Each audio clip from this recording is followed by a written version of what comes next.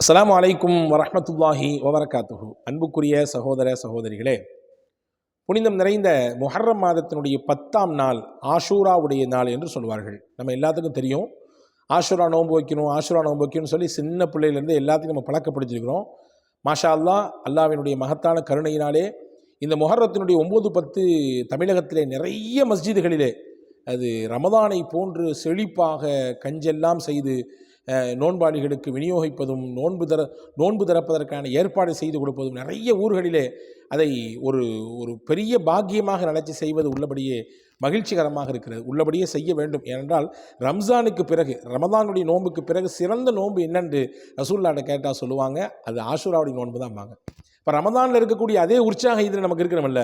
எனவே வீட்டில் இருக்கக்கூடிய எல்லாத்தையும் நோன்பு வைக்கணும். பிள்ளைகள் நோன்பு வைக்கணும், பெண்கள் நோன்பு வைக்கணும், வயசில் பெரியவங்க நோன்பு வைக்கணும், குடும்பத்துக்காரங்க அனைவரும் நோன்பு வைக்க வேண்டும். அவ்வளவு சிறப்பான நோன்பு இது என்பதை நாம் கவனத்தில் கொள்வோம்.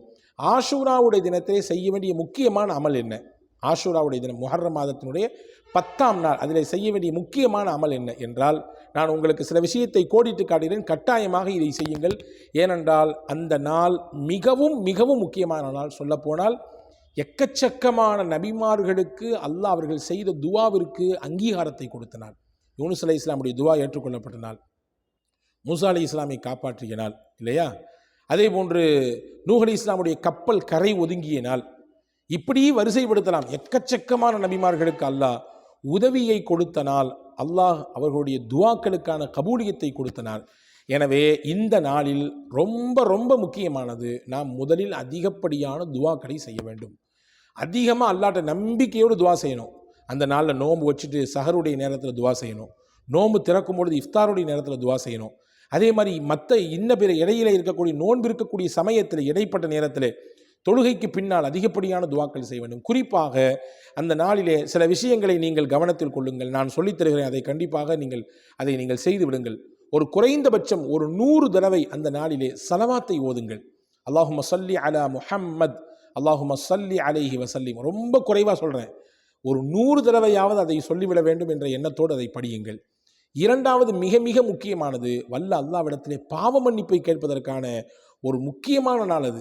ஏனென்றால் எக்கச்சக்கமான இந்த நாளிலே நபிமார்களுடைய சில விஷயங்கள் அவர்களிடத்திலிருந்து நீக்கப்பட்டு அவர்கள் தூய்மையாக அவர்களுடைய கோரிக்கை நிறைவேற்றப்படக்கூடிய இடத்திற்கு அவர்கள் உயர்வு பெற்றார்கள் இந்த நாளிலே. எனவே தௌபா செய்ய வேண்டும், இஸ்திக்ஃபார் அதிகம் செய்ய வேண்டும். குறைந்தபட்சம் ஒரு 100 தடவை அல்லாஹ்விடத்திலே பாவ மன்னிப்பை கேளுங்கள். அஸ்தக்ஃபிருல்லாஹல் அதீம், அஸ்தக்ஃபிருல்லாஹல் அதீம் என்று சொல்லி அல்லாஹ்விடத்திலே பாவ மன்னிப்பு கேளுங்கள்.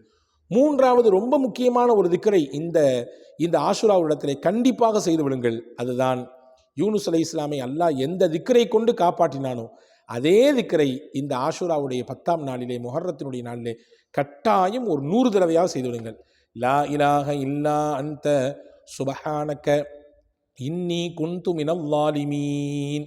இதுதான் யூனுஸ் அலைஹிஸ்ஸலாம் ஓதின திக்ரு. இந்த திக்ரை ஓதுனதுனால தான் அல்லாஹு தஆலா அவங்களை மீன் வயிற்றிலிருந்து வெளியே கொண்டு வந்தான்னு அல்லாஹ் சொல்கிறான். அதை கொண்டு வந்த நாள் முஹர்ரத்தினுடைய 10ஆம் நாள் தான். எனவே இந்த யூனுஸ் கலிமாவை, யூனுஸை கட்டாயமாக 10 தடவையாவது ஓதிவிடுங்கள். நாலாவது முக்கியமான விஷயம் என்னன்னு கேட்டிங்கன்னா, தௌஹீதுடைய கலிமாவாக இருக்கக்கூடிய லா இலாஹ இல்லல்லாஹ், லா இலாஹ இல்லல்லாஹ், இதை ஒரு 10 தடவையாவது நாம் ஓதுவதற்கு முயற்சிக்க வேண்டும். காரணம், நம்முடைய ஈமானை வலுப்படுத்தக்கூடிய ஜத்திது ஈமானக்கும் பிகௌலி லா இலாஹ இல்லல்லாஹ், உங்களுடைய ஈமானை நீங்கள் புதுப்பித்துக் கொள்ளுங்கள். எதை கொண்டு? கலிமா லா இலாஹ இல்லல்லாஹ் என்ற வார்த்தையை கொண்டு. கலிமா லா இலாஹ இல்லல்லாஹ் என்ற வார்த்தையை கொண்டு நீங்கள் புதுப்பித்துக் கொள்ளுங்கள் என்று அருமை நாயகம் ஸல்லல்லாஹு அலைஹி வஸல்லம் சொன்னாங்க. எனவே முஹர்ரத்தினுடைய 10ஆம் நாள் ஆஷூரா தினத்திலே இந்த கலிமா லா இலாஹ இல்லல்லாஹ்வை ஒரு 100 தடவை நீங்கள் அமர்ந்து ஓதுங்கள். ஐந்தாவதாக ஒரு செய்தி சொல்கிறேன், கண்டிப்பாக இதையும் செய்யுங்கள். ஹஜ்ரத் சய்யிதுனா இப்ராஹிம் அலைஹிஸ்ஸலாமை நெருப்பு குண்டத்திலிருந்து பாதுகாத்து அவர்களுக்கான மிகச்சிறந்த நெருப்பு குண்டத்தை ஒரு குளிர் தரக்கூடிய, ஒரு சுதந்திரம் தரக்கூடிய, ஒரு சுகந்தமான இடமாக அல்லாஹ் மாற்றியதற்கு காரணமான திக்ராக இருக்கக்கூடிய ஹஸ்பி அல்லாஹ் வ நிஅமல் வக்கீல் இப்படின்னு சொல்லலாம், அல்லது ஹஸ்புன் அல்லாஹ் வ நிஅமல் வக்கீல். இந்த கலிமாவை ஒரு 100 தடவை ஓதிவிடுங்கள். இந்த 5 விஷயத்தையும் முஹர்ரம் மாதத்தின் 10ஆம் நாள் ஆஷூரா தினத்திலே கட்டாயம் ஓதுங்கள். இந்த 5 விஷயங்களும் ரொம்பவும் பவர்ஃபுல்லானது. இயற்கையாக நம்ம சொன்னாலே பவர்ஃபுல்லானது. ஸலவாத்தை பற்றி சொல்லித்தர தேவையே இல்லை. அதை விட சிறப்பானது வேறு உலகத்தில் ஒன்றுமே இல்லை. நம்முடைய துஆவுக்கும் நம்முடைய கோரிக்கைகளுக்கும் நம்முடைய வார்த்தைகளை விட அல்லாஹ்வின் ரசூலின் மீது சொல்லக்கூடிய ஸலவாத்தே போதுமானது. பாவ மன்னிப்பு உங்களுடைய ரிஸ்க்கை கொண்டு இழுத்து கொண்டு வந்து உங்கள்ட்ட சேர்க்கும். உங்களுடைய கவலைகளை எல்லாம் பஞ்சா பறக்க வச்சிரும். உங்களுடைய தேவைகளை எல்லாம் நிறைவேற்றி தருவதற்கு இஸ்திக்ஃபாரை விட சிறப்பானது ஒன்றும் இல்லை. பரக்கத்து வேணும், செழிப்பு வேணும், எல்லாரும் ஆசைப்படுறோமா இல்லையா? இஸ்திக்ஃபாரை விட அந்த பரக்கத்தை பெற்று தருவது வேற ஒன்றுமே கிடையாதுங்க. அதே போன்று கலிமா யூனுஸ், அதை பற்றியும் நாம் சிறப்பாக பல வீடியோக்களில் சொல்லியிருக்கிறோம். அதுவும் ரொம்பவும் மகத்துவமான திக்ரு. அதே போன்று கலிமா லா இலாஹ இல்லல்லாஹ் ஈமானையும் புதுப்பிக்கும், நம்முடைய வாழ்க்கைக்கும் மறுமலர்ச்சியை தரும். 5வதாக ஹஜ்ரத் இப்ராஹிம் அலைஹிஸ்ஸலாம் சொன்ன அல்லாவே எனக்கு போதுமானவன், எனக்கு எதிராக எவ்வளவு சூழ்ச்சிகள் நடந்தாலும் சரிதான், எவ்வளவு திட்டங்கள் தீட்டப்பட்டாலும் சரிதான், எவ்வளவு தூரம் துரோகங்கள் இழைக்கப்பட்டாலும் சரிதான், எவ்வளவு தூரம் நான் பின்னுக்கு தள்ளப்பட்டாலும் சரிதான், என்னை இழவிடாமல் தடுக்கிறாங்க பல பேர். என் குடும்பத்திலேயே, என் உறவுகள்லேயே, நான் வசிக்கக்கூடிய ஊர்லேயே, என்னை சுற்றி இருக்கக்கூடிய பகுதியிலேயே என்னை தட்டி தட்டி வைக்கிறாங்க. எனக்கு அல்லாஹ் போதும், வேற யாரும் வேண்டாம். எவ்வளவு சூழ்ச்சிகள் நடந்தாலும் எனக்கு அல்லாஹ் மட்டும் போதும், வேற யாரும் எனக்கு தேவையில்லை என்று சொல்லக்கூடிய ரொம்ப அற்புதமான திக்ராக இருக்கக்கூடிய ஹஸ்புனல்லாஹு நிஅமல் வக்கீல் இதை தான் ஓதினார்கள். ஜிப்ரீல் வந்து கேட்டார்கள், உதவி வேண்டுமா? அல்லாஹ்வின் தூதர் ஹஜ்ரத் இப்ராஹிம் அலைஹிஸ்ஸலாம் சொன்னார்கள், அவன்தான் கொண்டு வந்து நிப்பாட்டினான், அவனே எனக்கு இதற்கான வழியை காட்டுவான். வேண்டாம் என்றார்கள், அல்லாஹ் காண்பித்தான். அப்படியே இயற்கையை மாற்றி காண்பித்தான். சூட்டையும் நெருப்பையும் கக்கக்கூடிய நெருப்பை குளிரையும் இதத்தையும் தரக்கூடியதாக அல்லாஹ் மாற்றி கொடுத்தான். அவ்வளோ பெரிய மகத்துவமான திக்ர் இது. எனவே இந்த 5 விஷயத்தையும் கண்டிப்பாக கவனத்தில் வைங்க. இன்ஷா அல்லாஹு தாலா ஆஷுராவுடைய தினத்திலே இதை முழுமையாக ஓதுவதற்கு முயற்சியுங்கள். இதை நான் குறிப்பிட்ட நேரத்தில் சொல்கிறேன், முடிந்தால் சஹருடைய நேரத்தில் இதை ஓதுவதற்கு முயற்சியுங்கள். அப்படி இல்லாத பட்சத்தில் இஃப்தாருடைய சமயத்திலே கண்டிப்பாக இதை ஓதுங்கள். இந்த 5க்கும் மேலே அடுத்து முக்கியமான ஆஷுராவுடைய தினத்தில் செய்ய வேண்டிய முக்கியத்துவம் வாய்ந்த காரியம் என்னவென்றால் துவா. அதிகப்படியான துவா கேட்க வேண்டும். ஏன்னா துவாவுக்குரிய அந்த நாள் அது. ஆஷுராவுடைய நாள் என்பது துவாவுக்குரிய நாள். ஏன்னா கேட்ட துவாவுக்கு அல்லாஹ் பதில் கொடுத்த நாள் இல்லையா? மூசா அலைஹிஸ்ஸலாம் கேட்டாங்க துவா, யா அல்லாஹ் இந்த ஃபிரௌனை அடிச்சிறேன்னு கேட்டாங்க. அல்லாஹ் அழித்த நாள் அந்த ஆஷுராவுடைய நாள். எங்களை பாதுகாத்துற அல்லாஹ் என்று சொன்னாங்க, இன்னமா ஐய ரப்பி சயஹ்தீன்.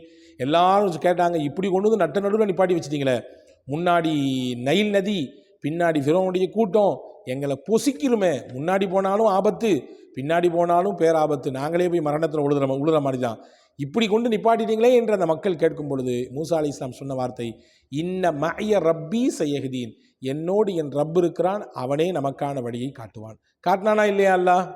அப்போ கஷ்டத்துலையும் சிரமத்திலையும் இருக்கக்கூடிய நிச்சயமாக கவலைப்படாதீங்க. நீங்கள் ஒன்றும் கீழே போயிட மாட்டீங்க. நோயில் இருக்கக்கூடியவங்க வருத்தப்படாதீங்க, இந்த நோயிலேயே நம்ம போயிடுவோமோ, இப்படி நம்ம வாழ்க்கை முடங்கி போயிடுமோ, ஒன்றும் ஆயிராது. லாபத்தை இழந்து நஷ்டத்தில் இருக்கக்கூடியவங்க யாரும் வருத்தப்படாதீங்க. அப்படித்தான் நம்ம தொழிலில் எழவே முடியாது, நம்மளை அடிச்சுட்டாங்க கீழே என்று வருத்தப்படாதீங்க. அப்படியும் ஒன்றும் போயிட மாட்டான். நிச்சயமாக அல்லாஹ் லாபகரமான நிலையை ஏற்படுத்தி தருவான். ஏனென்றால் இந்த நாள் துவாவுக்குரிய நாள். எனவே அதிகப்படியான துவாவை செய்யுங்கள். நான் சொன்ன 5 திக்ரை ஞாபகத்தில் வையுங்கள். அந்த 5 விஷயத்தை செய்து முடித்துவிட்டு துவாவை செய்யுங்கள். குறிப்பாக நீங்கள் வாய்ப்பு இருந்தால் குடும்பத்தோடு எல்லோரும் இஃப்தாருடைய நேரத்தில் ஒன்றா அமர்ந்து உட்கார்ந்து இந்த 5 கலிமாக்களையும் 100 தடவை படிச்சுட்டு எல்லாரும் கூட்டாக உட்கார்ந்து துவா செய்யுங்க. யாராவது ஒருத்தர் துவா செய்யுங்க, மற்ற எல்லாரும் ஆமீன் சொல்லுங்கள். அடுத்து இன்னொருத்தர் துவா செய்யுங்க, இன்னும் சில மக்கள் எல்லாரும் ஆமீன் சொல்லுங்கள். அடுத்து இன்னொருத்தவங்க துவா செய்யுங்க, எல்லாரும் ஆமீன் சொல்லுங்கள். தனியாக கேட்கக்கூடிய துவாவை விட கூட்டாக இணைந்து கேட்கக்கூடிய துவாவுக்கு சக்தி கூடுதல் என்பதை நீங்கள் உள்வாங்கிக் கொள்ளுங்கள். வல்ல அல்லாஹ் அந்த நாளிலே சிறப்பான முறையில் நல்லமல் செய்யக்கூடிய வாய்ப்பை உங்களுக்கும் எனக்கும் எல்லா மக்களுக்கும் நசீபாக்குவானாக. ஆமீன். வஸ்ஸலாம். அஸ்ஸலாமு அலைக்கும் வரஹ்மத்துல்லாஹி வபரகாத்துஹு.